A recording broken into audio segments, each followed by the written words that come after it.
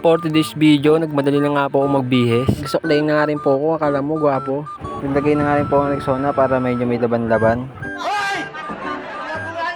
At inulit ko nga po yung pagsuklay. At nag-alay-lakad na nga po kami. Dahil kailangan po, maaga pang pupunta. Medyo may araw na rin po. Para pagdating po ron, ay alis na lang po kami. At sa wakas guys, nakating na nga po kami sa junk shop. Konting oras lang po, ay alis na rin po kami. Sa wakas guys, dumating na nga po yung truck na aming gagamitin.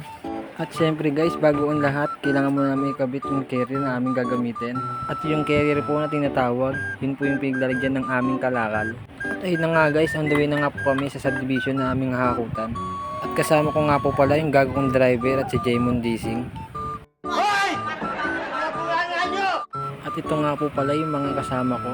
Bali po yung position po na aming gagawin ay tuon-to po yung laban para mas madali po yung paghahakot. Yung tuon-to po na sinasabi, yun po yung dalawa po sa taas, dalawa po yung nangangalkat, dalawa po yung naghahagis ng basura.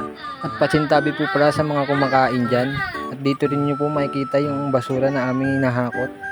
At binabot po sa taas ng truck. Papakita ko rin po sa inyo yung aming mga basurang hinihagis sa truck. Tingnan nyo po maya-maya lang po. At ito nga po pala yung mga basurang aming hinihagis. At ayun po pala yung aking mga kasama. Kailangan po mabusisi po yung pagkalkal kasi minsan po may mga gamit po kami nakukuha. At ayun na nga guys, pauwi na nga po kami. Medyo konti lang po yung basura na aming nakuha. Siyempre konti lang po yung kalakal na aming nakuha. Bali naka-4 na barulog lang po kami. Hindi na po nagtatapos ang aking video. At huwag niyo pong kalimutan ng i-follow ang aking page and like and share. Maraming salamat.